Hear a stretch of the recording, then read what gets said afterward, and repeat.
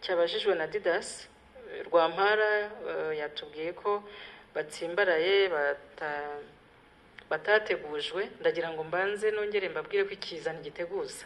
Ni nayo mpamvu cyitwa ikiza. Kibaye cyateguza ngira ngo twajya tugateguza tukareba icyo twakora, ntabwo giteguza. Ariko mu rwego rwa ministeri ibishinzwe hari ibikorwa bitandukanye cyangwa se ibyo baba bateganije ndetse no kuburira abaturage. Iyo barimo batuburira batubwira ngo ntugame munsi y'igiti mu gihe imvura igwa, dushireho imirinda nkuba, ndetse bagateganya n'amafaranga amwe namwe. Ibyo mu by'ukuri ni uguteganya, ariko twibukiranye ko ntawe ikiza gitega kikomanga ku rugi kivuga ngo ndaje. Ariko uko kije niko tugomba kurwana n'izo ngaruka. Bivuze rero ko ntago twari tuzi ko hazagwa imvura ingana gutya muri iki gihe. Bivuze ko igihe rero habaye ikibazo nabo bagomba kuba biteguye kugira ngo tufatikanye twese kugikemura. Kubatsi utsimbarara ngira ngo nkuko wabivuze nibyo, n'uburenganzira umuturage wese kugira ngo yumve ko ahantu yatuye ushobora kuza ukamubwira ngo imuka, ako kantu kuri bamwe ni kabura. Ariko kuba maze kubona ibiza, tufate nk'urugero nkaho twavuye mu gace ka Kimisagara, bigeze kubona inkangwe imanuka tukajya kuvanamo abantu bamaze bose kwitaba Imana. Ngira ngo ntago babigeze banatinda, bo bahise bumva neza icyo turimo tuvuga. Agace ka Rwampara rero ntago twavuga ngo wenda ni inkangu haratereye, ahubwo ni agace ubona ko kari mu gishanga. Kari mu gishanga, n'ubu tuhavuye bigaragara ko amazi mu by'ukuri ni ukugenda ushakisha nawe ukandagiza ikirenge. Ntago ari imiferege yatembye, ntago ari amazi yavuye mu baturanyi, ni amazi ari kuva mu butaka. Bigaragara ko ubutaka bwamaze gusoma. Rero izo nzu nazo zitanakomeye cyane ziteretse kuri ubwo butaka bwamaze gusoma. Bivuze ko nta garanti cyangwa se tuba dufite yo kuvuga ngo wa muturage utuye muri ya nzu mu by'ukuri nta kibazo ngo azagira, nubwo yari ahamaze imyaka 30 birashoboka. Ariko nanone ntabwo twakumva tubwirwa ko imvura igiye kugwa mu buryo budasanzwe kandi binagaragara ko ubutaka bwamaze gusoma, hanyuma twumve ko turi buze gusigara tuvuga ngo kubera ko abaturage babivuze natwe duceceke. Inshingano zacu rero ni ukuganira nabo. Mu kanya narindiyo twaganiriye nabo kandi tuvuyeyo rwose bose babyumvise babyemeye. Hari abari buze gucumbikirwa na bagenzi babo, hari abari buze kwikodeshereza. Abataza kwikodeshereza turabashira mu mashuri, noneho tubashe kubarebera bose hamwe. Ndetse twanashizeho n'uburyo bari buze kurinda n'ingo zabo dufatanije n'irondo ry'umwuga, aho twabasabye rwose kugira ngo batajya mu mazu ariko kurinda bafatanije n'irondo ry'umwuga. Ngira ngo izo ni inshingano zacu gufatikanya mu bikorwa byose nk'abaturage. Nkumva rero mu by'ukuri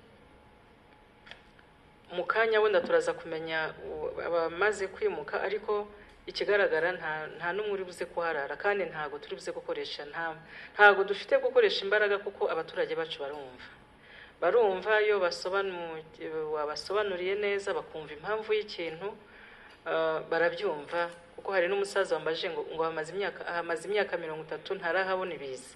Ariko nanjye namusubije muri iyo myaka 30 birashoboka ko ari bwa mbere twagira imvura ingana gutya iteganijwe kuhera kuri iriya tariki 8 kugeza 31. Ibihe birahinduka kandi uko ibihe bihinduka ntiwabihagarika.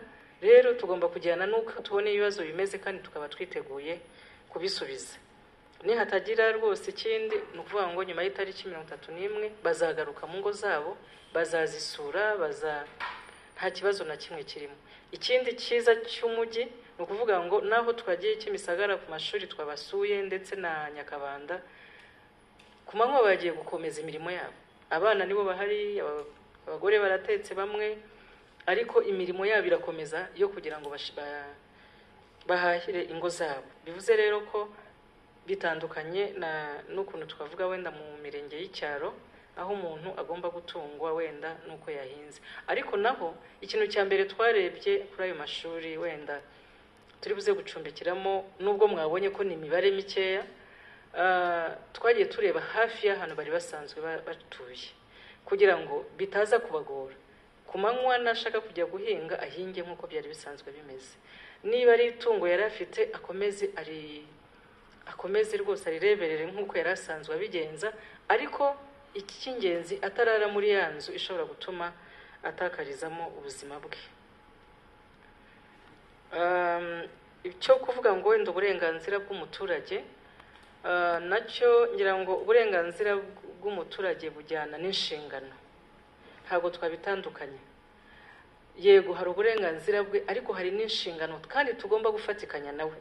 N'ubuyobozi mu nshingano zacu ni ukumenyesha umuturage ikintu tubona gifite ingaruka kuri we. Niba watabibonye, ni inshingano zacu kugira ngo twongere tumukangurire, tumusobanurire, ariko nawe muri ubwo burenganzira bwe ntiyumve ko tugomba mu burenganzira bwe hari aho bugomba kugera tukabona ko harimo asa nkaho turimo turenza karongo k'agatuku, aho ngaho hakabaho kumvikana n'umuturage. So harimo uburenganzira ariko harimo n'inshingano. Inshingano rero ni ukudufasha kugira ngo imibereho myiza ye turusheho kuyitaho kandi dufatanije nawe, kuko ntabwo twabikora tutari kumwe n'abaturage bacu. Ngira ngo iki kibazo kindi cyo turagisubiza nyuma. Ku bijyanye na turatsinze wabajije ikibazo cya amashuri, ese batekera hehe, amatungo yabo se. Ngira ngo aho twabimuriye twagize n'amahirwe, ntabwo hagiye imiryango myinshi, bivuze ko barimo barateka rwose. Ubuzima burakomeza, wenda ntari buze gutekera mu gikoni nk'icyo yari asanzwe afite, ariko twasanze batetse, ubuzima burakomeza. Kandi nk'uko nayo twabibabwiye, aho twabashize ni ahantu byibuze hari amazi, hari n'amashanyarazi, kugira ngo n'isuku nk'uko yarabibajije isuku ikomeze, abana bakarabe, abamese, mbese ubuzima bukomeze. Ariko ibyo byose tukomeza kubaba hafi kugira ngo turebe niba koko nta kibazo na kimwe cyaba gihari. Abafite amatungo nk'uko nabivuze twabacumbikiye hafi y'aho basanzwe bari, ndetse n'ingo zabacumbikiye ni hafi y'aho bari basanzwe batuye. N'abagiye gukodesha nabo ntago bari kujya kure. Ku makuru twahawe nabo ni hafi, kuko raporo twayihujije ubu ngubu turayifite.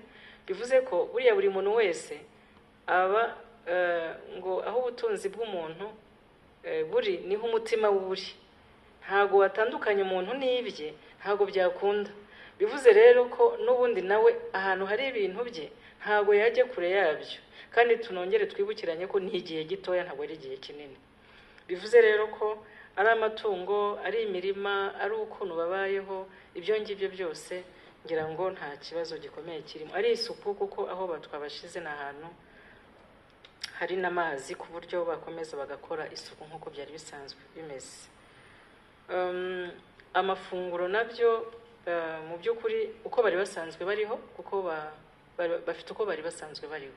Barimo niba ari akazi arakora, akomeza ahahira urugo rwe, kuko ntago twimuye abantu bamaze kugeraho n'ingaruka z'ibiza, ahubwo twebwe icyo twakoze turimo turakumira ingaruka z'ibiza.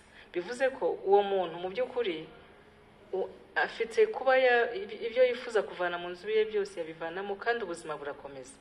Ariko bitabujije ko kubera ko aba yahungabanye uko biri kose, kuva mu rugo rwawe ukajya ahandi haba ari guhungabanamo kurimo. Ni nayo mpamvu turimo hamwe n'umufatanyabikorwa Croix Rouge kugira ngo turebe ukuntu n'icyo kibazo nacyo tukireba. Ngira ngo ikindi ni uko hari abo wenda ku bw'ubuzima bwabo cyangwa se n'ukuntu basanzwe bariho, turaza kureba bamwe muri bo nabo dushobora nanone kureba uko twabakodeshereza. Ariko abari basanzwe bakodesha rwose tubasabe kugira ngo bongere bakodesha ahandi, aho kugira ngo asubire aho hantu.